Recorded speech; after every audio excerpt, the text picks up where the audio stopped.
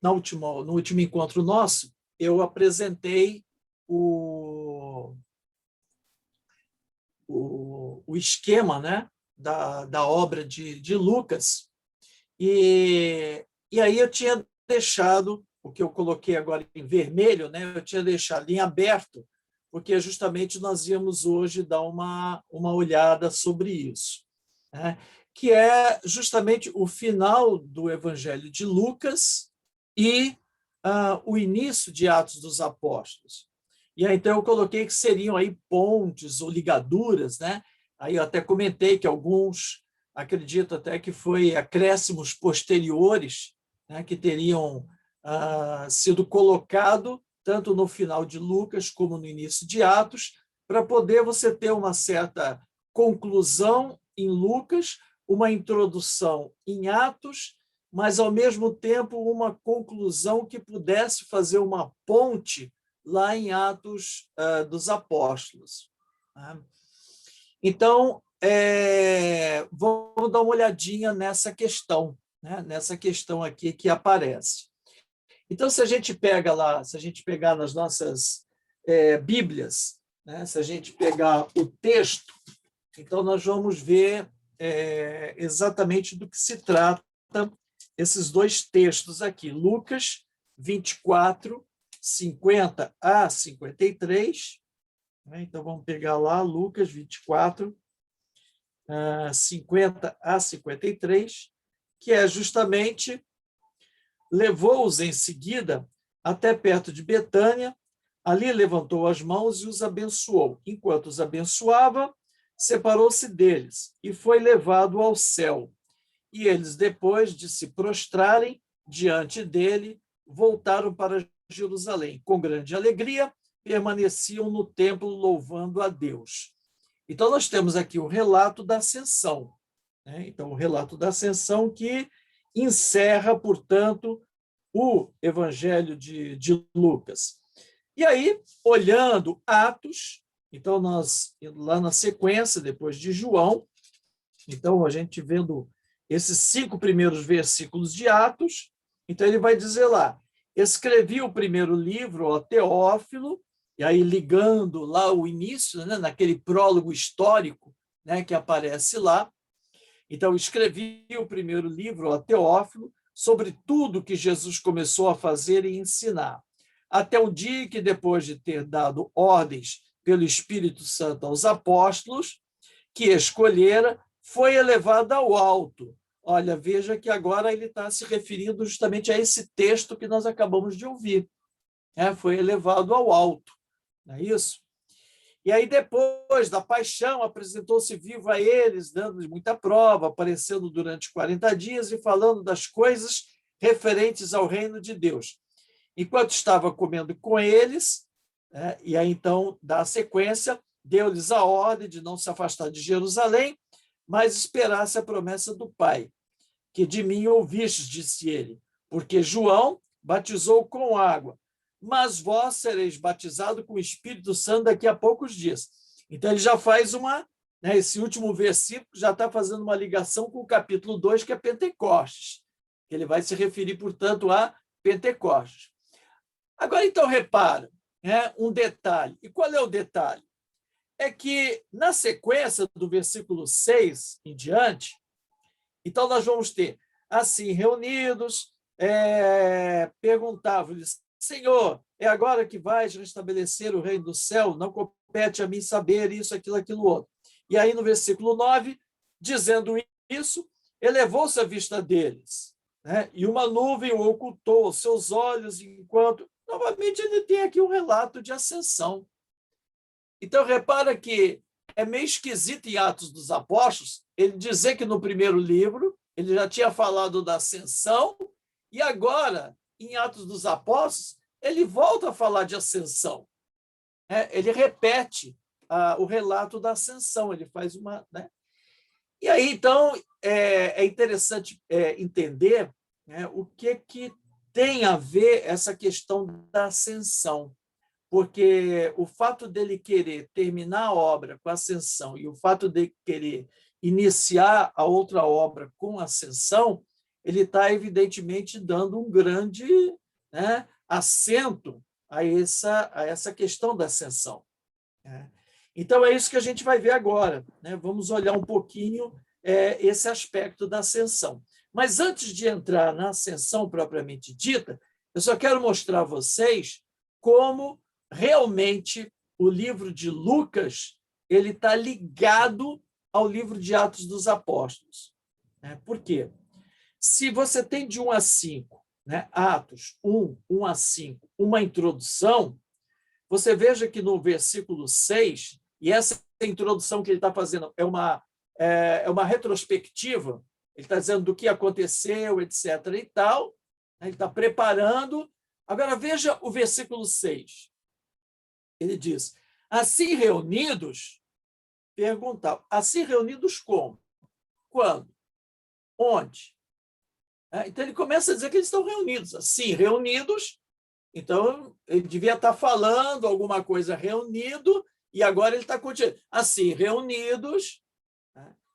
Então, a gente só vai encontrar esse assim, reunidos, onde, quando, como, lá em Lucas, né, no capítulo 24, desde o versículo 36. Então, de 36 até 49, é que eles estão reunidos conversando. E Jesus está dando ali as últimas instruções para eles. Então, o versículo 6 de Atos, ele continua essa conversa que ele tinha começado lá no capítulo 24, que vai de 36 até 49. E se você fizer a leitura, né, do capítulo 24, 36 a 49, e pular diretamente para Atos 1, 6, você vai ver que o texto flui perfeitamente. Então, por isso que muitos entendem, né, que 50 a 52 seria um acréscimo posterior, e Atos 1 a 5, 1 a 5 também seria um acréscimo, que teriam sido colocados porque quebraram o livro, cortaram o livro, para colocar no meio o Evangelho de João, na sequência canônica. Né? Então, vamos ver assim, o finalzinho, né, do 24, quando ele está conversando com eles, e aí então ele diz que, lá já no finalzinho, e começando por Jerusalém, no versículo 47, em seu nome, né, seria pregada a todas as nações a conversão para o perdão dos pecados. Vós sois testemunhas disso. Eu vos mandarei aquele que meu pai prometeu, por isso permanecei na cidade, até que sejais revestidos da força do alto. Assim, reunidos, perguntavam-lhe, Senhor, é agora que vais estabelecer o... Ó, você veja a sequência, né? Flui o texto. Não há uma quebra no texto. Então, muitos entendem exatamente dessa forma, de que há essa sequência, exatamente porque era aí que dava a continuidade. Né? Se passava, portanto, do Evangelho para Atos dos Apóstolos. Então, vamos ver agora, entender um pouco essa questão da ascensão. Né? E aí a gente tem aí um detalhe, né, do mestre Ataíde, lá de Minas, da matriz de Santo Antônio de Santa Bárbara, que é muito interessante, lindo, né, essa obra que ele fez, né, justamente retratando a ascensão. Né, os apóstolos todos reunidos e, de repente, ele começa, né, a ascender, ele começa a subir. Então, para entender a questão da ascensão, a gente tem que ver primeiro que Lucas faz 2 vezes o relato da ascensão. E se a gente lê os 2 relatos, nós vamos ver que eles são diferentes. Então, na obra de Lucas, você tem 2 relatos de ascensão, e esses 2 relatos são diferentes. O relato do Evangelho ele é diferente do relato de Atos dos Apóstolos. E aí a gente tem que olhar um pouco e buscar aonde mais nós temos relato de ascensão de Jesus, aonde aparece mais esse relato da ascensão de Jesus, para poder entender um pouco o que ele significa, né? Qual é o seu significado, portanto. Então, comparando os textos, né? Nós temos aquela que nós acabamos de ler, então depois os levou para Betânia, levantando as mãos, abençoou. Enquanto os abençoava, separou-se deles, foi arrebatado ao céu. E depois de o terem adorado, voltaram para Jerusalém com grande júbilo e permaneciam no templo louvando e bendizendo a Deus. E o nosso texto, que é Atos de 1, 9 a 12. Né? Então, dizendo isso, elevou-se da terra, né, à vista deles. Quer dizer, elevou-se à vista deles e uma nuvem ocultou os seus olhos. Enquanto acompanhavam com seus olhares, vendo afastar-se para o céu, eis que lhes apareceram 2 homens vestidos de branco, que lhes disseram: homens da Galiléia, por que ficais aí a olhar para o céu? Esse Jesus que acaba de vos ser arrebatado para o céu, voltará do mesmo modo que o viste subir para o céu. Voltaram eles, então, para Jerusalém, do monte chamado das Oliveiras, que fica perto de Jerusalém, distante uma jornada de sábado. Então, temos esses 2 relatos, Lucas 24, Atos 1. Que semelhanças nós encontramos? Jesus se encontra diante dos apóstolos. Nos 2 relatos, ele está junto com os apóstolos. Depois, se separa deles. Se eleva, é elevado, se separou deles. E aí os apóstolos voltam para Jerusalém, nos 2 relatos. Quais são as diferenças? Primeiro, nós temos, em Lucas 24, o fato se dá em Betânia. Em Atos, ele vai se dar no Monte das Oliveiras. Então, veja, a localização já é algo estranho para ser o mesmo fato. Você está falando do mesmo fato, no mesmo livro, não é? Supondo Lucas 24, 50, 52, também como parte da obra de Lucas. Então, você tem aí, no mesmo livro, mas já uma diferença da localização. Em 24 é uma bênção. Em Atos 1, não tem bênção. Ele está junto e, de repente, ele é levado. Antes, em Atos 24, ele dá uma bênção. Depois, em Atos, já aparece uma nuvem. Ele é elevado envolto em uma nuvem. Em Lucas 24 não aparece a questão da nuvem. E em Atos surgem 2 anjos, coisa que não ocorre em Lucas 24. Não tem a aparição de anjos conversando, explicando e falando com os discípulos. E, por último, Lucas 24 fala que eles adoram, se prostram diante daquele momento. Em Atos não tem isso, não tem essa menção da adoração. Então, veja, há um diálogo em Atos e Lucas não tem diálogo algum, apenas a descrição do fato. Então, tem muito mais diferença do que semelhança. Tem muito mais diferença do que semelhança. Por quê? Porque as semelhanças parecem que tem que ser coisas óbvias. Jesus está junto com eles, se separa e é elevado. É evidente, porque o relato é isso. Ele está com eles, agora vai embora. E também o fato de que eles voltam para Jerusalém, porque Lucas já tinha dito, vocês voltem para Jerusalém, vocês voltem para Jerusalém. Então, parece que as semelhanças, elas são coisas óbvias, óbvias para o fato que está sendo descrito. Então, tem muito mais diferença entre eles do que propriamente semelhança. Então, vamos buscar nos outros evangelhos como é que estão os relatos de ascensão, como aparecem os relatos de ascensão. Em Marcos 16, 19, depois que o Senhor Jesus lhes falou, foi levado ao céu e está sentado à direita de Deus. Há um relato assim muito breve, muito sucinto em Marcos. Só que temos que levar em conta que, do versículo 9 ao 20, do capítulo 16 de Marcos, nós temos um acréscimo posterior.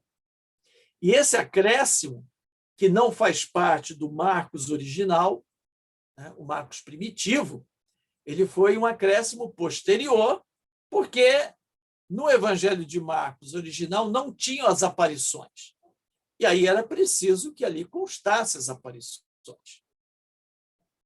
E o que fizeram? Foram buscar na fonte. E qual era a fonte? A fonte era exatamente os outros evangelhos, nos 3 evangelhos. Foram buscar elementos para compor esses versículos de 9 a 20.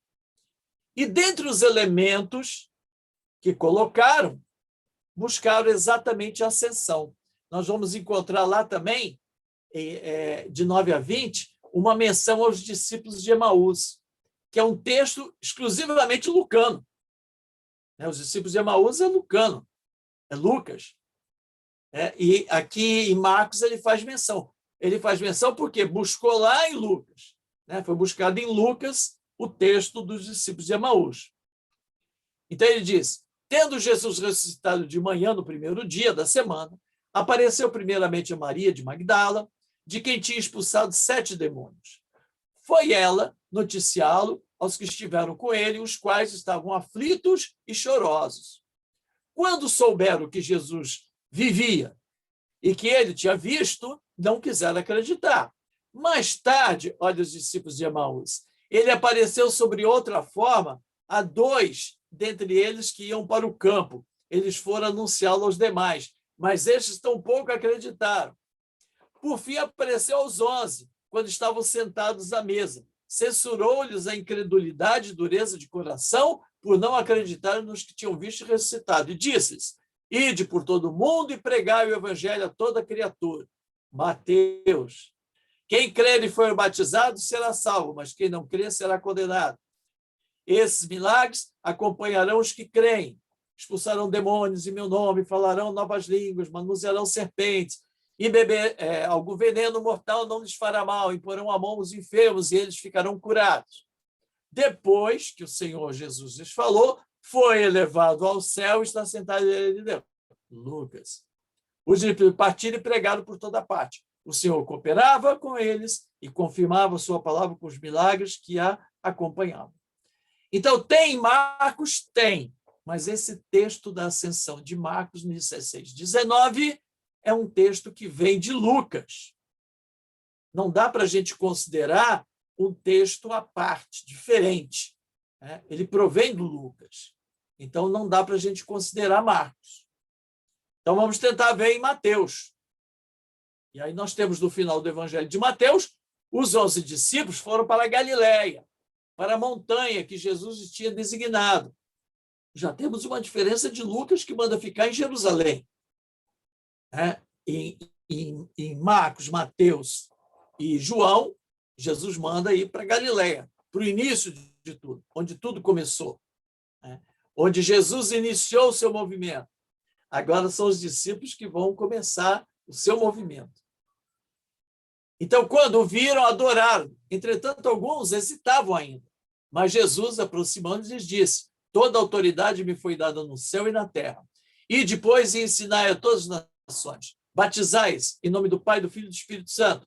Ensinai-os a observar tudo o que vos prescrevi. Eis que estou convosco até os dias, até o fim do mundo.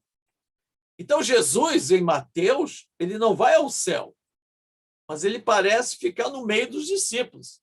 Eis que estarei convosco, que é permanecer junto a eles. Então, em Mateus, ele já foi elevado à direita do Pai. Ele já subiu na Páscoa. A ideia da ascensão, ela está embutida no relato, portanto, da Páscoa. E João? Jesus fez ainda muitas outras coisas. Se fossem escritas uma por uma, penso que nem o mundo inteiro poderia conter os livros que se deveriam escrever. Então, ele termina o Evangelho e não relata a ascensão. E, ao longo do Evangelho de João, a gente vai percebendo que a cruz e o momento da glorificação de Jesus é uma coisa só. A cruz e a glorificação de Jesus é uma coisa só. Jesus é glorificado na cruz. Veja 17, 1. Jesus disse essas coisas e depois, levantando os olhos para o céu, acrescentou: Pai, é chegada a hora. Esse termo, a hora, aparece 26 vezes em João. É chegada a hora. Glorifica teu filho, para que o filho te glorifique a ti. É chegada a hora da crucificação, a hora da morte. E nesse momento é que vai se dar a glorificação. Ou então, 8:28. Quando tiveres levantado, exaltado o Filho do Homem, ascensão, ascensão. Sabereis que eu sou, e que nada faço por mim mesmo, mas falo assim como o Pai me ensinou. 12:23. É chegada a hora em que o Filho do Homem será glorificado. 7:38-39. Quem crê em mim, como diz a Escritura, do seu interior correrão rios de água viva. Referia-se ao Espírito que haviam de receber aqueles que crescem nele.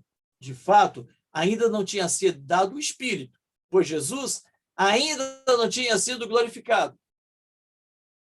Olha, você tem aqui Pentecostes, Espírito, você tem a glorificação, exaltação,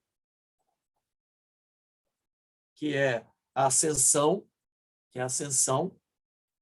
vários elementos reunidos e ligados uns aos outros. João ele vai ligando uma coisa a outra. Então, morte, ressurreição, ascensão, Pentecostes, tudo isso coincide no momento da cruz. E Paulo, Romanos 1:3-4, acerca de seu Filho Jesus Cristo, nosso Senhor, descendente de Davi, quanto à carne, que segundo o Espírito de Santidade foi estabelecido Filho de Deus no poder por sua ressurreição dos mortos. E 1 Coríntios 15, eu vos transmiti primeiramente o que eu mesmo havia recebido, que Cristo morreu por nossos pecados, segundo as Escrituras, foi sepultado, ressurgiu ao terceiro dia, segundo as Escrituras, apareceu a Cefas e em seguida aos 12. Então, veja, só Lucas fala de ascensão. Nenhum outro evangelho, nenhuma outra carta aparece a questão da ascensão. Então, para Mateus, João, Paulo e também Marcos, a elevação ou ascensão de Jesus, ela está associada à ressurreição.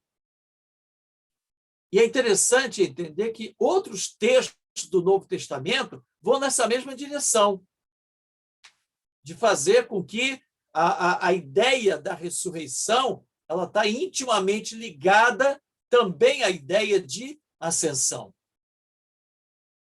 Mas só Lucas e Atos apresenta a ascensão dessa forma plástica, teatral, vamos dizer, né? Visual. Essa forma visual. 1 Pedro, por exemplo, esse Jesus Cristo, tendo subido ao céu, está sentado à direita de Deus. Olha, isso é, tendo subido aos céus, ascensão.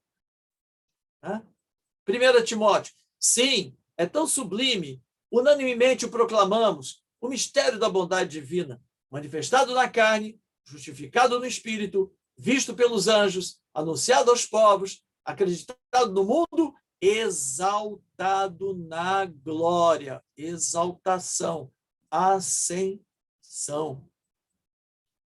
Então, veja, inicialmente, por influência de Mateus, os escritos dos 2 primeiros séculos não fazem muita distinção para celebrar a festa da ressurreição, a festa da ascensão, a festa de Pentecostes.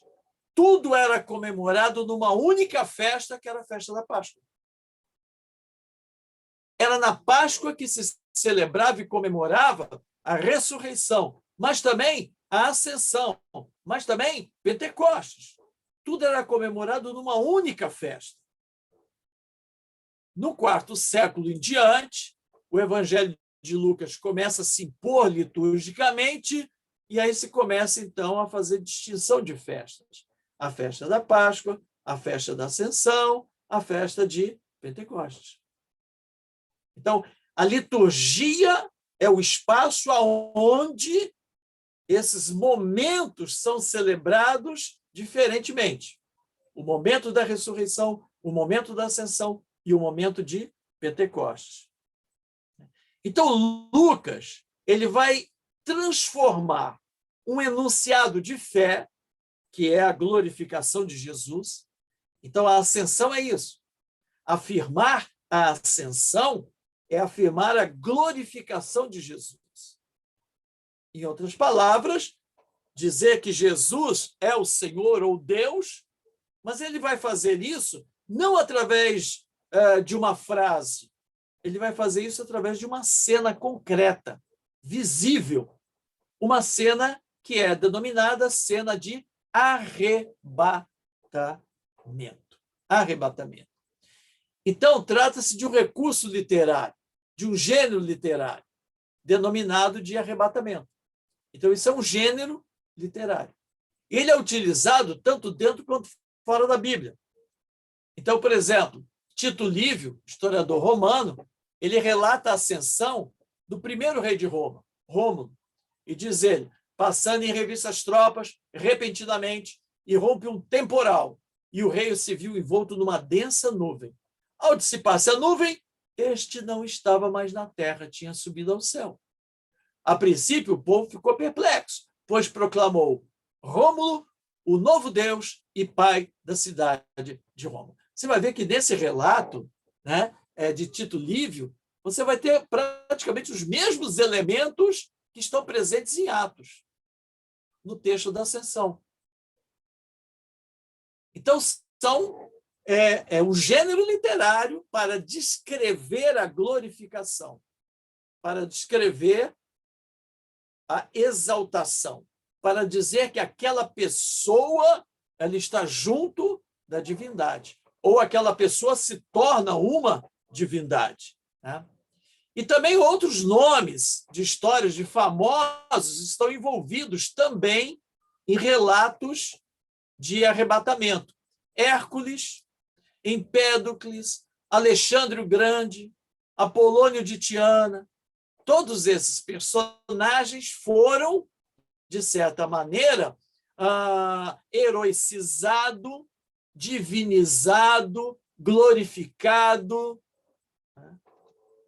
Então, no final das vidas, envoltos em nuvens ou trevas, ou sobre algo da natureza, né? Algo da natureza, sobre o olhar de espectadores, são arrebatados para o céu. E nessa cenografia, então, se afirmava o fim glorioso, né, dos heróis, glorificados, endeusados, heroicizados. Mas no Antigo Testamento nós temos dois textos, né, que vai falar sobre isso. Nós temos no 2 Reis 2, 1:18, falando de Elias.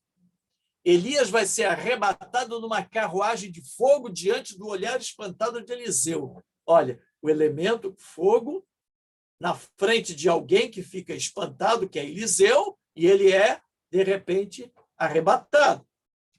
Ou então, em Gênesis 5:24, muito sucintamente, ele fala de Enoque, que foi arrebatado para junto de Deus.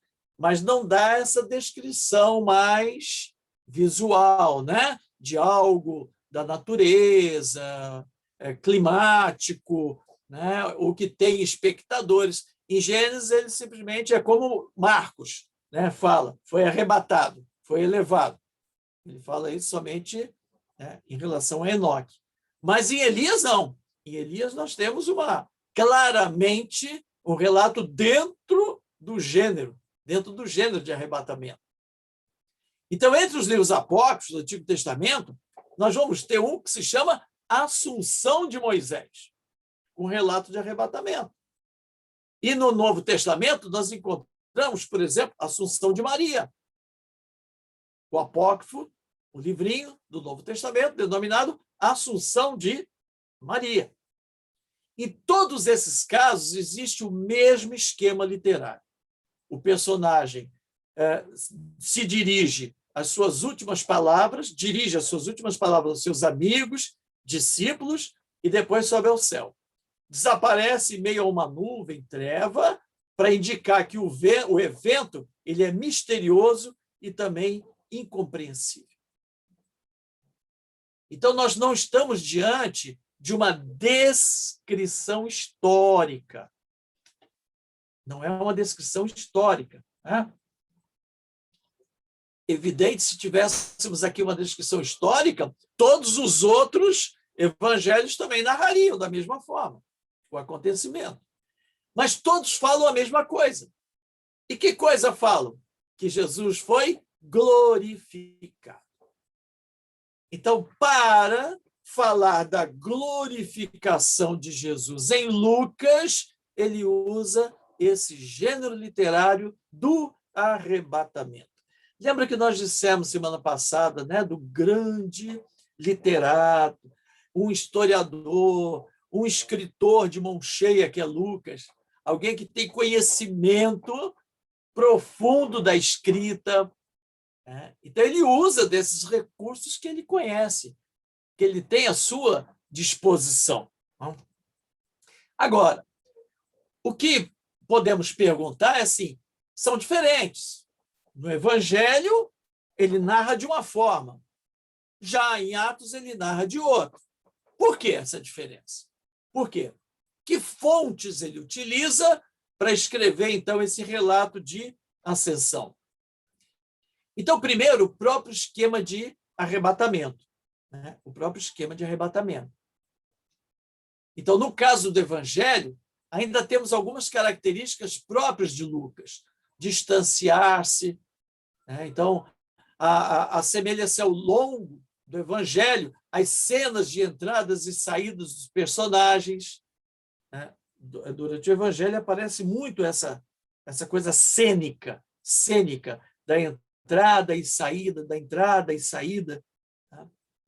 Subiu ao céu, isso é uma antiga fórmula de glorificação. Nós vimos lá na 1 Pedro, ele subiu ao céu, está sentado diante de Deus. Ele utiliza, portanto, esse elemento, essa fórmula, né? A fórmula da glorificação.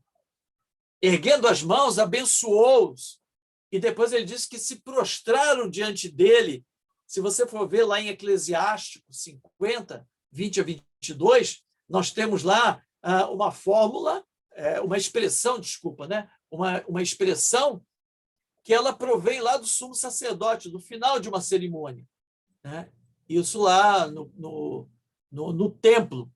E diz lá Eclesiástico, então ele descia do altar e elevava as mãos sobre toda a Assembleia de Israel para dar com seus lábios a bênção do Senhor e ter a honra de pronunciar o seu nome. E o povo se prostrava pela segunda vez para receber a bênção vinda do Altíssimo. Parece que Lucas ele está com essa imagem do Eclesiástico na cabeça e descrevendo, portanto, a ascensão, no momento em que Jesus vai ao Pai. Então, a referência à oração e ao templo forma uma inclusão. Já no início do Evangelho. Por quê? Porque no início do Evangelho nós temos quem? Zacarias, que está no templo. Zacarias está no templo, em Jerusalém. Então, na verdade, ele começa e termina quase que da mesma forma. É quase como uma abertura e um fechamento que se dá no templo, com a oração. Só que no início você tem Zacarias, e agora no final são os apóstolos, né? Os apóstolos, portanto. Então, aparece o tema da alegria no final, ele com muita alegria, né? Isso é característico do Evangelho de Lucas. O tempo todo estão muito alegres. Em Atos, ele volta a falar várias vezes sobre isso. Tá? E quais as fontes que ele utiliza para os Atos dos Apóstolos? Que fontes ele buscou em Atos? Porque é diferente. Então, o esquema de arrebatamento, né, que nós temos, né, principalmente lá em 24, né, 4 a 9, né, então nós temos lá, se você compara Atos 1, 10, 12, você vai ver que é muito semelhante ao aparecimento de Jesus no primeiro dia, com as mulheres quando vão ao túmulo. Ele parece que buscou nesse texto a forma para poder descrever a ascensão de Atos 1. Não sabiam elas o que pensar, 24, 4 a 9. A pedra muito grande, não sabia como que iam tirar aquele texto, né? Do primeiro domingo da semana. E aí Atos começa, enquanto acompanhavam com seus olhares, vendo afastar-se do céu, um certo espanto, um e outro. E agora vem, quando apareceram em frente dela dois personagens com vestes resplandecentes, como estivessem amedrontadas, e voltasse o rosto para o chão, disseram-lhe eles, olha agora em Atos, eis que lhe apareceram dois homens vestidos de branco e lhe disseram, por que buscar entre os mortos aquele que está vivo? Não está aqui, ressuscitou. Lembrai-vos, como ele vos disse, quando ainda estava na Galileia. O Filho do Homem deve ser entregue nas mãos dos pecadores, crucificado, mas ressuscitado ao terceiro dia. Olha lá em Atos. Homens da Galileia, por que ficais aí a olhar para o céu? Esse Jesus que acaba de ser arrebatado do céu voltará, no mesmo modo que o viram subir para o céu. Então eles se lembraram das palavras de Jesus, voltando do sepulcro, contaram tudo isso aos 11 e aos demais, e segue a lista das mulheres que estavam no sepulcro. Maria, fulana, olha como termina Atos. Voltaram eles para Jerusalém, do monte chamado das Oliveiras, que fica perto de Jerusalém, distante de uma jornada de sábado, e segue a lista dos apóstolos. Segue os 11 não. Então, veja, Lucas utilizou o mesmo esquema do primeiro dia da semana, ele usa esse mesmo esquema para traçar o relato da ascensão, sem perder os elementos que são chaves e básicos para caracterizar os elementos do relato da ascensão. Então, confrontando os dois relatos, nós temos uma grande semelhança. Dados introdutórios sobre a situação, aparecimento dos anjos, número dos anjos, aproximação dos anjos, a roupa dos anjos, introdução à mensagem, a mensagem dos anjos, repreensão, explicação do ocorrido e o retorno das mulheres, ou, no caso da ascensão dos apóstolos, do lugar da aparição. Os mesmos elementos aparecem, portanto, um e outro. É lá que ele foi buscar a sua fonte, diferente do Evangelho. Né? Diferente do Evangelho. Então, concluindo, né, essa questão, há uma diferença entre o relato de gênero literário de arrebatamento e o sentido de ascensão. No caso de arrebatamento, se descreve a cena com elementos próprios do gênero. Já na ascensão, se quer transmitir um sentido teológico. Em Mateus, João e outros escritos do Novo Testamento, nós encontramos a ascensão, ou seja, a glorificação de Jesus junto ao Pai. Então, nesses escritos, né, junto à ressurreição, acontece a ascensão e Pentecostes. Em Marcos, a descrição de arrebatamento é uma derivação de Lucas. E em Lucas e Atos, o gênero de arrebatamento é utilizado para descrever a ascensão. Então, no Evangelho, a ascensão descrita como arrebatamento termina numa forma solene, afirmando a glorificação de Jesus, que está em sintonia com a apresentação da cena da ressurreição. Em Atos, a ascensão aponta para a questão da parousia, que era um problema importante junto às comunidades do final do primeiro século. Por isso, então, ele vai buscar exatamente a ideia do Filho do Homem, Daniel, do livro de Daniel. Por isso, envolto em nuvens, assim como estou vendo surgir, ele voltará envolto em nuvens. E aqui tem um livrinho, né, uma referência importante sobre o tema, que é o título do livro é bem provocativo. Ascensão de Jesus, invenção ou experiência? É o título desse livro. O livro é de Gerhard Löffing, né? É um livro que é da Edições Paulinas, não é mais publicado. Você vai encontrar só no sebo, né? Ou em biblioteca, né? Que você tem essa referência aqui. E ele ali, então, ele faz, né, um longo trabalho mostrando o gênero em outros lugares. Eu aqui apenas pontuei, né, vários outros lugares, mas ele lá no livro ele entra com detalhes e tudo. Então, é um interessante livrinho que trabalha, né, esse tema. e que ajuda a gente a entender, né, por que só Lucas tem esse relato, né? E, mais que tudo, entender também o significado disso, né? O significado disso, né? Quer dizer, ou seja, o significado da ascensão. E, com isso, a gente entende agora por que que Lucas, ou por que que os autores que acrescentaram a ascensão lá em Lucas, né, fez exatamente isso como uma conclusão, devido à importância que se tem nessa afirmação de que Jesus foi glorificado. Não poderia faltar ao Evangelho, né, enquanto era uma obra só, não tinha importância, porque ele ia colocar isso já em Atos.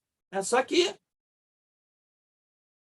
como cortaram o Evangelho de Atos, fizeram 2, ia terminar o Evangelho sem essa afirmação, a afirmação da glorificação. Então, precisava terminar nesse desfecho. Jesus foi glorificado junto ao Pai, né? E aí utiliza o recurso exatamente aí o recurso aí vamos dizer assim, teatral, né? Da ascensão, da questão da ascensão, que é importante, esse gênero, né? Como gênero literário, porque ele vai utilizar lá em Atos também, mais na frente. Muito bem, então, terminando então esse assunto, esse tema, eu queria entrar agora, hoje, né, no outro assunto importante, que é essa marca, né, importante do Espírito Santo na igreja. E, claro, evidentemente, pensando na questão de Pentecostes. Então, vamos tentar olhar e entender como é que Lucas trabalha a questão do Espírito Santo. Para Lucas, o que é a ação do Espírito? Para Lucas, o que é a presença do Espírito na vida da comunidade? E aí depois a gente olha mais especificamente o texto de Pentecostes, que é muito interessante, né? É de uma riqueza muito grande também. Então, a questão da presença do Espírito Santo na obra de Lucas, ela sempre vai trazer para nós uma dimensão de missão. O Espírito Santo está sempre ligado a essa dimensão da missão. Então, seja essa missão de Jesus, ou como também dos apóstolos. E, mais ainda, é sempre missão de salvação, né? É sempre missão de salvação. E a presença, ela é marcante, ela não tem um aviso prévio, né? Na verdade, é como que sem chance para quem recebe, portanto, né, essa presença. E aí, como se trata de missão, não é possível também negar a sua ação, né? Quer dizer, é uma missão que é realizada e aí, portanto, não tem como você negar essa missão. É uma missão dada, né? Como diria assim, missão dada, missão cumprida, né? Então, ser portador do Espírito Santo significa sempre correr risco, uma vez que a missão de salvação ela requer sair de si e, evidentemente, como é missão, se voltar, portanto, aos outros. Então, pelo batismo, evidentemente, também recebemos o Espírito.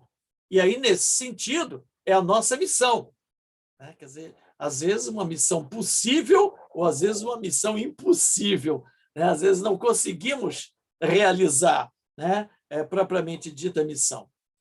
Então, no início, a presença do Espírito Santo ela é intensa, né?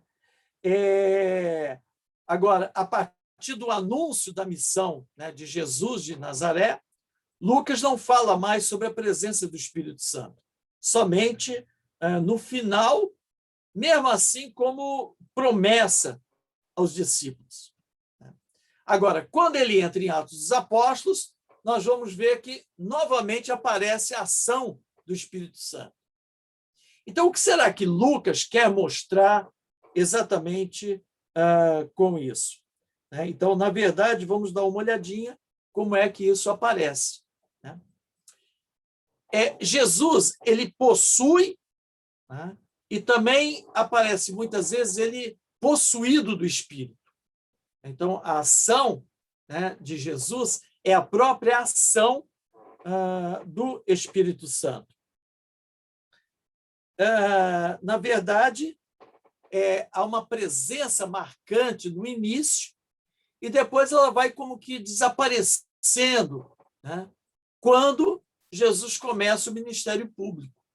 Então, quando ele inicia, portanto, a sua missão da pregação, né, da Boa Nova, a sua ação mostrando a Boa Nova, então essa presença do Espírito ela desaparece. Então, ela se dá no início, durante a missão ela desaparece, e só na hora da morte é que vai, na verdade, voltar novamente, né? O texto vai novamente falar sobre o Espírito Santo. Então, como Espírito de Jesus que volta ao Pai. E depois vem a promessa, né, de Pentecostes, portanto, o Espírito Santo junto aos discípulos. Né? Então, a ação do Espírito Santo, no início do Evangelho, ela vai se dar sempre junto aos pobres, excluídos. Então, veja, estéreis, né? São velhos, mulheres, Isabel, Zacarias, Simeão, Ana, Maria, João e o próprio Jesus. Então, essa presença do Espírito junto aos pobres, aos fracos, ela só é compreendida a partir da compreensão dos pobres de Javé, os Anavim. Os pobres com quem Javé conta para realizar o seu projeto de amor, que são os mesmos lá, não é isso? Das bem-aventuranças. Bem-aventuranças os pobres de espírito, porque a dele, que são os pobres de espírito? São os Anavim. Exatamente essa ideia, os pobres de Javé. Então, essa característica nós também vamos encontrar com Jesus. Então, ele, primeiramente, é aos pobres que ele vai evangelizar. E também são dirigidos aos pobres considerados bem-aventurados, a promessa, na verdade, do reino de Deus. Do reino de Deus. Então, em Lucas, né, a presença do Espírito Santo se dá como preparação da chegada de Jesus. Então, muitos anunciam, profetizam, louvam, sempre inspirados pela força e presença do Espírito Santo. Então, da mesma forma, em Atos, é o Espírito Santo novamente que vai animar os discípulos, a comunidade, e vai levar adiante a boa nova de Jesus.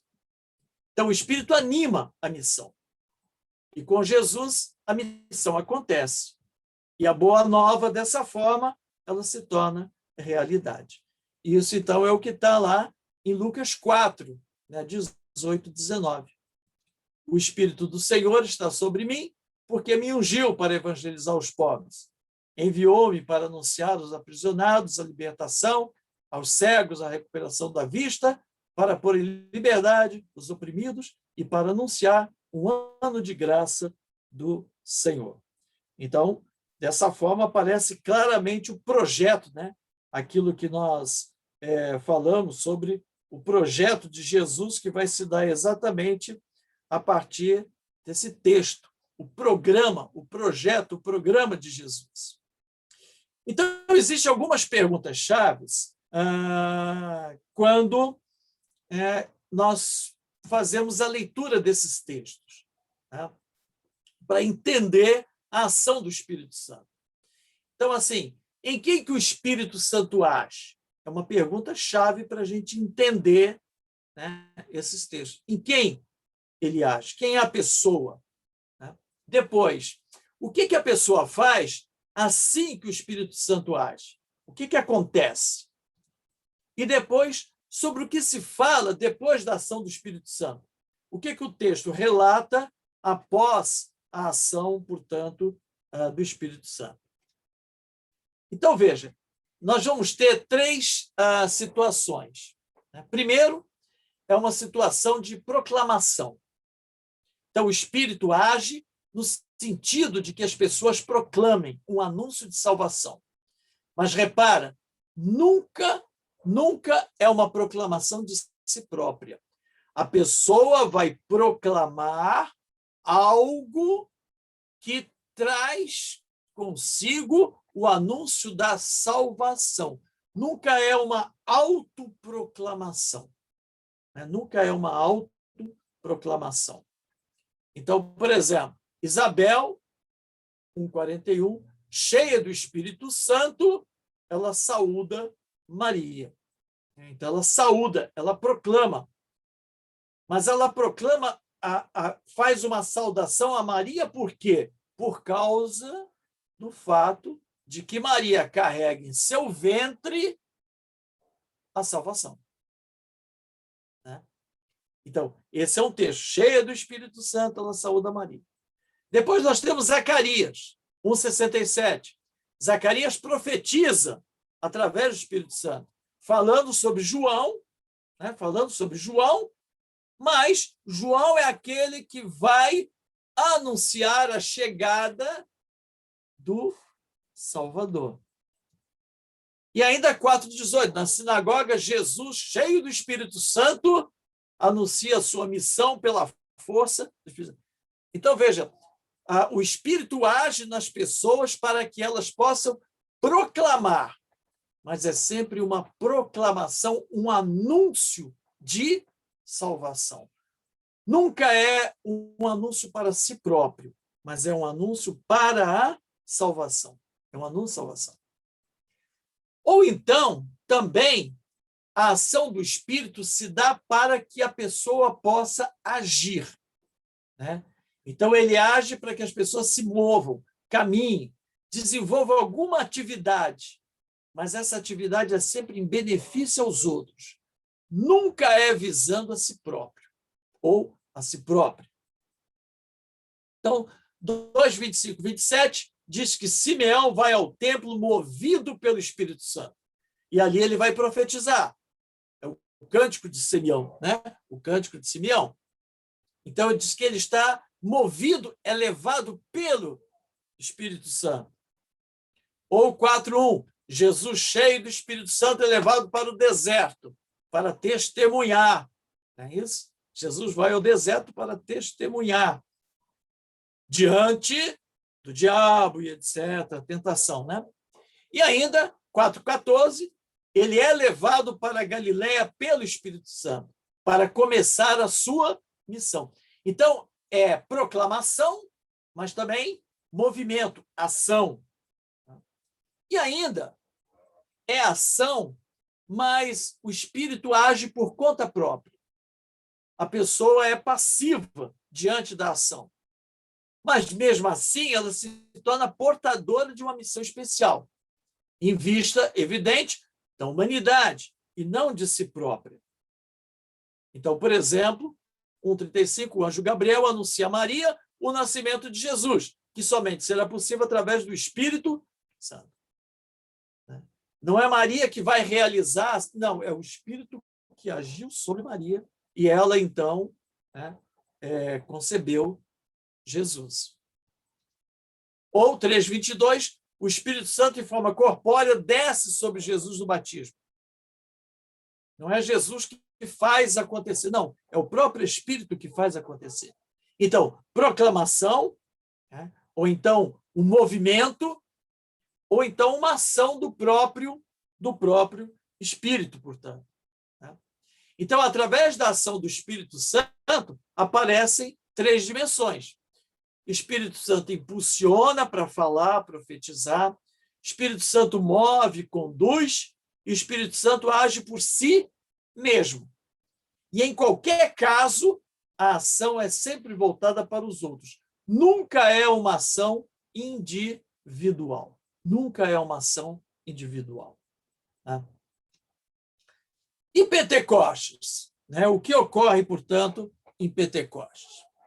Então, a narrativa, né, do episódio de Pentecostes era de uma importância enorme do ponto de vista histórico para a igreja. Porque é exatamente dali que se inicia a missão deixada por Cristo. Vão e façam com que todos os povos se tornem meus discípulos, batizando-os em nome do Pai, do Filho e do Espírito Santo, e ensinando-os a observar tudo o que eu ordenei a vocês. Eis que eu estarei com vocês todos os dias até o fim do mundo. Então, é um grande marco dentro da história da igreja e, portanto, para nós também, dentro da nossa história. Pentecostes, dentro do contexto judaico, é a festa celebrada 50 dias também, como nós, né? Por isso Pentecostes, da Páscoa, mas ligado à questão da colheita na primavera, da cevada, do trigo. E aí, mais tarde, ela passa a ser a festa do dom da lei no Sinai. E, portanto, sendo a constituição do povo libertado do Egito, né, como povo de Deus. Então, Pentecostes judaico é a lei. Lembrava o fato de que Moisés havia recebido os mandamentos, a lei de Deus. Lucas não vê em Pentecostes uma nova aliança, né? Uma nova aliança que é formada pelos cristãos. Mas Lucas entende Pentecostes como a conclusão da antiga aliança. E, com isso, é inaugurado, portanto, o tempo messiânico, que era considerado o último período da história de Israel, o período messiânico. Então, para Lucas, o tempo da espera terminou em Pentecostes. E aí, portanto, os cristãos são a continuidade do povo hebreu. Por isso, não há uma nova aliança, mas há o cumprimento da antiga aliança com Israel através de Jesus Cristo. Então, o texto de Pentecostes, que nós temos lá em 2:1-13, né, ele apresenta dois relatos distintos, que foram harmonizados por Lucas em um único texto. Então, aqui a gente vai fazer um estudo redacional. Né? Nós vamos olhar o texto e perceber como é que Lucas construiu esse relato de Pentecostes. Uma vez que é evidente que nenhum outro escreveu Atos dos Apóstolos, nenhum outro também descreveu Pentecostes. Nós só temos o relato de Pentecostes em Atos dos Apóstolos. Então, o fato se passa em uma casa, é a mesma em que estavam reunidos para a eleição de Matias, e o Espírito se manifesta aos presentes. Quando a gente observa a passagem do capítulo 1 para o capítulo 2, a gente percebe que é o mesmo cenário. Veja, no capítulo 1:15, diz ele, naqueles dias estava reunido um grupo de mais ou menos 120 pessoas. Pedro levantou-se no meio dos irmãos e disse, e aí começa a questão da escolha de Matias. E termina a escolha de Matias. Termina o capítulo 1. Inicia o capítulo 2. Quando chegou o dia de Pentecostes, estavam todos reunidos no mesmo lugar. Todos no mesmo lugar. Nós estamos falando um grupo de mais ou menos 120 pessoas. Eu chamo a atenção porque muitas vezes a gente tem, por causa dos quadros, né, por causa dos quadros, ou às vezes filmes, etc., onde aparece apenas 12. Só os 12 estão reunidos. Né? Mas aqui é interessante perceber que ele faz questão de dizer que estavam todos reunidos no mesmo lugar, na mesma situação, porque ele está fazendo referência. Veja, a gente tem que entender que o texto não é dividido em capítulos e versículos, quando o autor escreve. Ele está escrevendo um texto. A divisão de capítulos e versículos aconteceu bem posterior, na Idade Média. Então, nós temos um texto seguido. Então, aquilo que ele acabou de dizer terminou e ele volta fazendo uma referência a essas pessoas que estavam ali reunidas. Então, há uma tradição anterior, que elas estão nos versículos 1-4, 6, 12 e 13. Então, o versículo 5 e o versículo de 7-11 pertencem a uma outra tradição. E se a gente lê esses versículos juntos, 1-4, depois o 6 e depois o 12 e 13, nós vamos ver que ele tem uma sequência lógica. Não há uma quebra, né? Onde aparece lá, todos ficaram cheios do Espírito Santo e começaram a falar em outras línguas, conforme o Espírito lhes concedia expressar-se. Quando ouviram o ruído, reuniu-se a multidão e todos ficaram confusos, pois cada um ouvia os discípulos falar na sua própria língua. Todos estavam pasmados e perplexos e diziam uns aos outros: "Que significa isso?" Mas outros caçoavam: "Estão bêbados de vinho doce." Então, uma tradição claramente de caráter carismático apocalíptico. É o fenômeno da glossolalia que está aqui por trás. É o falar em línguas. Então, um entusiasmo, né? É um entusiasmo, uma forma que, muito provavelmente, era, sim, referida e contada como Pentecostes surge. Surge a partir do fenômeno da língua. Por isso é glossa, glossa em grego, né? Língua, glossolalia, falar em línguas. Lalia é o falar, glossolalia, falar em línguas. É o fenômeno da língua que está presente. É o fenômeno da língua que está aqui presente. Né? Na tradição posterior, que é os versículos 7, portanto, a 11, nós vamos ter o versículo 5, que é quase como uma costura. Ele vai costurar a tradição anterior com essa outra tradição. Então, veja, residiam em Jerusalém, ele já não vai mais contar com os 120 da casa.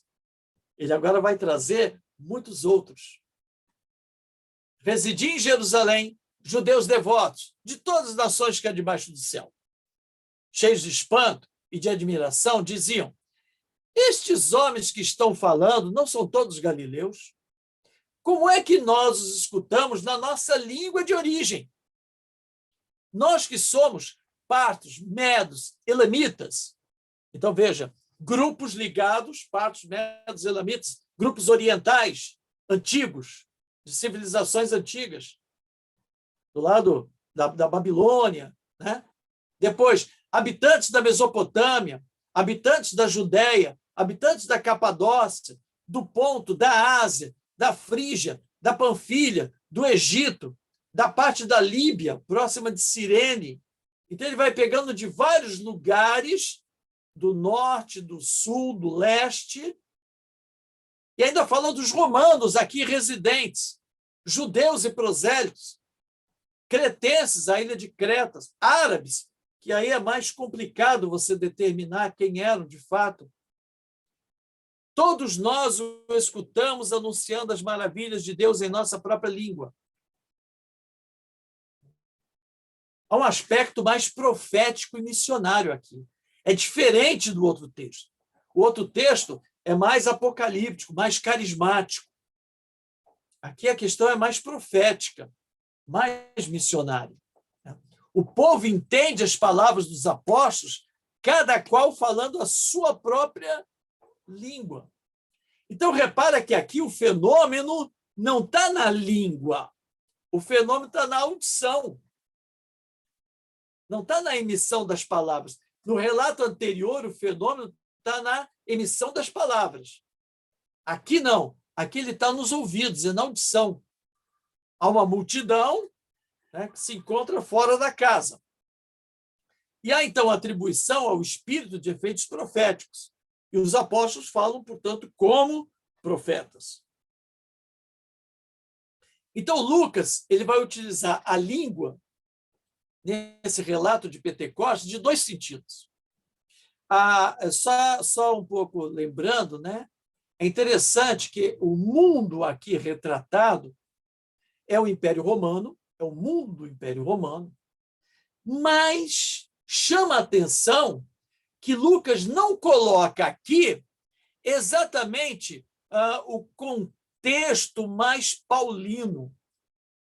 Macedônia, Grécia, o lugar por onde Paulo vai fazer o seu trabalho, ele não está caracterizado aqui, porque ele fala de regiões, né, de regiões. Então, parece que Lucas quer dizer que essa parte do Império Romano, na qual Paulo vai evangelizar, ela vai ter um outro Pentecostes. Vai ser um outro momento. O Espírito vai se manifestar de uma outra maneira, através da missão de Paulo. Isso porque ele vai dedicar longos capítulos falando sobre isso, as viagens de Paulo, vai entrar em detalhes. Então, elas não estão aqui primeiro, né, nesse primeiro momento. Elas vão estar no segundo momento. Então, ele vai utilizar a língua em dois sentidos. A língua, o órgão da boca, né, e também a língua enquanto linguagem. Então, quando ele fala as línguas, né, órgão, portanto, que produz, né, a linguagem, então a glossolalia aparece aí como um fenômeno. E aí, em vários momentos de Atos, ela surge também. Atos 10, 11, 19. Mas, ao mesmo tempo, é um problema essa questão. E isso a gente vai ver o problema em Paulo. Por exemplo, na 1 Coríntios, ele vai dizer, dentre os vários dons, ele vai colocar a glossolalia por último, falar em línguas. O primeiro que ele fala é a profecia. Coríntios 13, no hino, acima de tudo está o amor. Ou 14, a profecia acima da glossolalia. Então, Lucas, ele dá essa preferência ao espírito da profecia. O próprio Lucas. Em outros momentos, o espírito se faz presente no livro de Atos, promovendo novos Pentecostes. Por exemplo, no anúncio do evangelho fora da Palestina, por decisão comunitária. Atos 13. Na igreja que estava em Antioquia havia profetas e mestres. Barnabé, Simeão, chamado Negro, Lúcio de Cirene, Manaém, que fora criado junto com o tetrarca Herodes e Saulo. Certo dia, enquanto celebrava a liturgia, em honra do Senhor e jejuavam, o Espírito Santo disse, olha que interessante, o Espírito Santo disse, separai para mim Barnabé e Saulo, a fim de realizar a obra para a qual eu chamei. É interessantíssimo esse texto, porque isso prepara a primeira missão. Então, veja, a primeira missão não é a primeira missão de Paulo. A primeira missão é do Espírito. Foi ele que quis. É ele que fala. Separai para mim, o Espírito diz, separai. Vocês vão realizar a missão do Espírito. Tudo bem. A segunda e a terceira é a missão de Paulo. É Paulo que quer. É Paulo, mas a primeira não. A primeira não é a missão de Paulo. A primeira viagem missionária é do Espírito. E aí a gente precisa entrar dentro, mais profundamente, dos Atos dos Apóstolos para entender o que é essa missão do Espírito. Para compreender isso, o que é a missão do Espírito? E a missão do Espírito, rapidamente, explicando, é justamente a evangelização dos gentios. Então, Lucas compreende com a missão do Espírito a evangelização dos gentios. Jejuaram, então, e oraram, e puseram as mãos sobre Barnabé e Saulo e os deixaram partir. É a comunidade, é isso, que representa, simbolicamente, o Espírito Santo. O Espírito Santo abençoa, impõe a mão sobre eles. É a comunidade que está levando, portanto, em nome do Espírito Santo, Paulo e Barnabé para realizar a primeira viagem missionária. Essa primeira viagem missionária deveria ser realizada como uma missão do Espírito, a evangelização dos gentios. Depois, atuando, entre os pagãos da Cesareia, é o Espírito aberto, portanto, a todos, formando a Igreja Universal. Então, os apóstolos que estavam... só um instantinho só, gente, está tocando aqui o telefone, um instantinho só. Deixa eu só falar aqui. Peraí.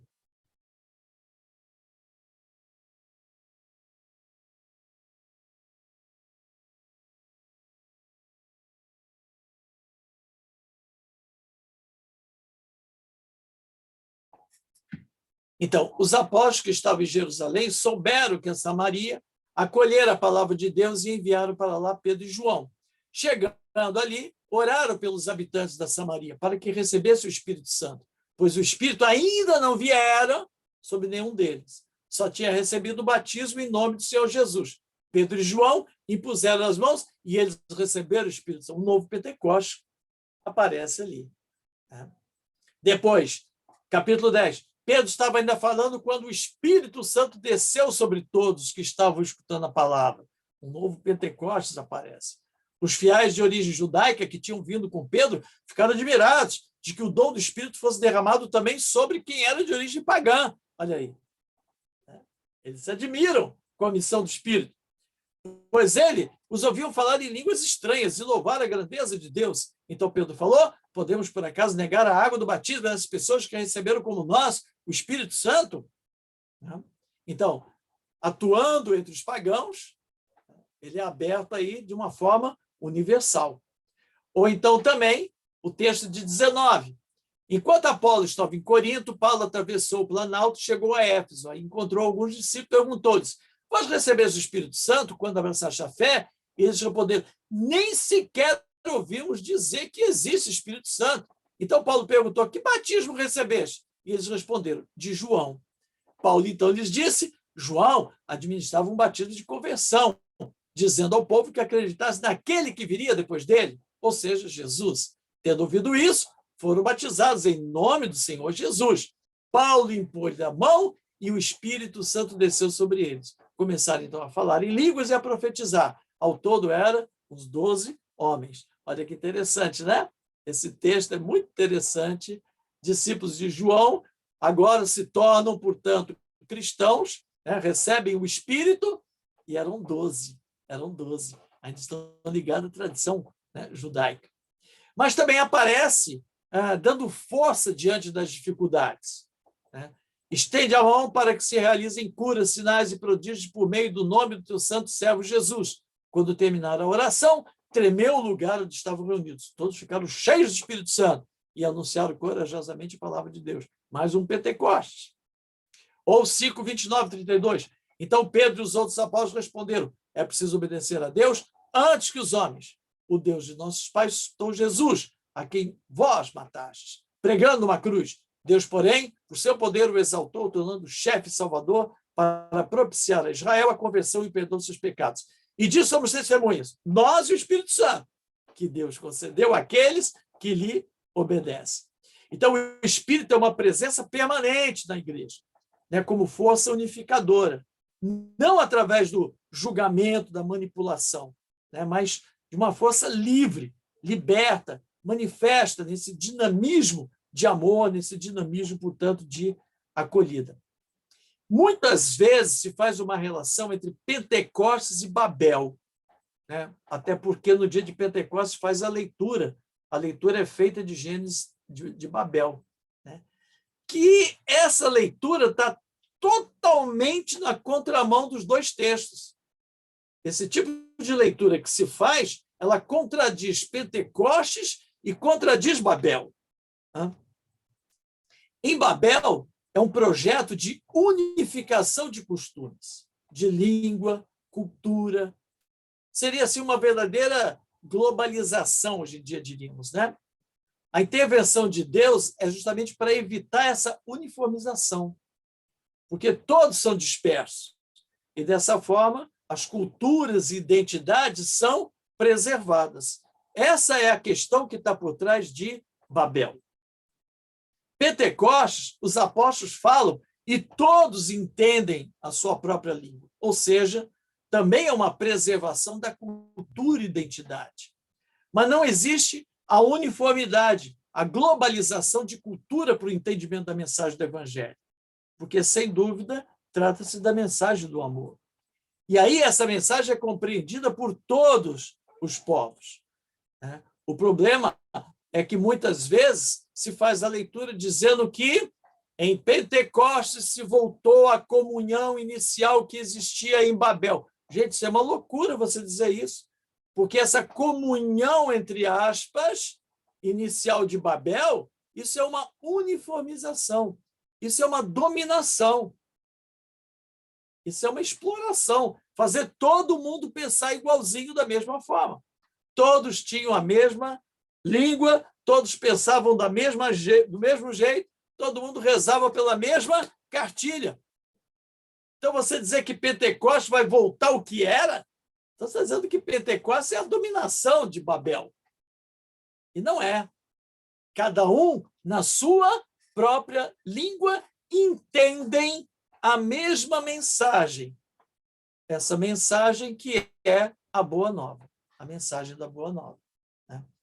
Então, esse é o texto que é interessante a gente perceber em Atos, né? Pentecostes, capítulo 2, importantíssimo. Né? Agora, evidentemente que ele não se dá uma única vez. O Espírito continua. Né? Ele se manifesta. E Atos vai, né, colocando.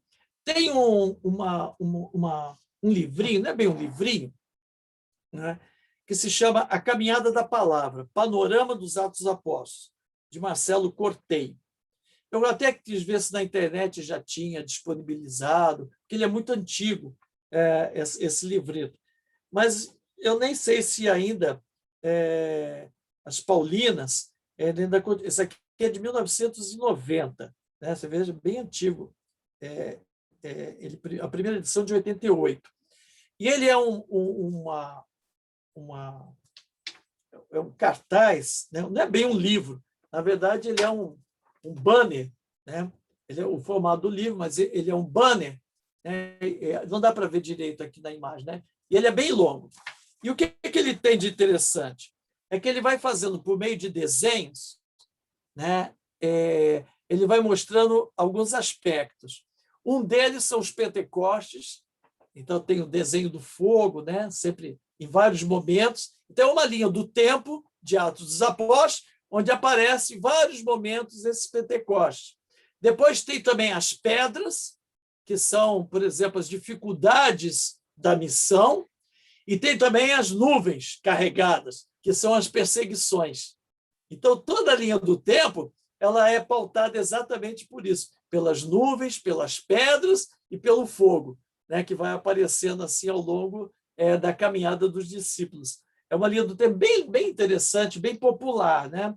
É uma forma bem popular de visualizar Atos dos Apóstolos e assim, popularmente nas comunidades, já há muito tempo que eu não trabalho com ela, mas eu trabalhei muito tempo com esses cartazes e tal, se fazia muito, se utilizava muito, e era uma maneira muito assim, nas comunidades, muito pedagógica, de entender a questão de como hoje nas comunidades também vivemos as pedras, né? As dificuldades que temos que muitas vezes que enfrentar na nossa caminhada, as perseguições, os momentos mais críticos e também esses momentos de Pentecostes. Então, é muito interessante como que esse livrinho assim, ajuda também a trazer, né, para uma aproximação, vamos dizer, né, para a nossa vivência também. Então, é isso, gente, que eu queria trazer hoje para vocês. Né? Então,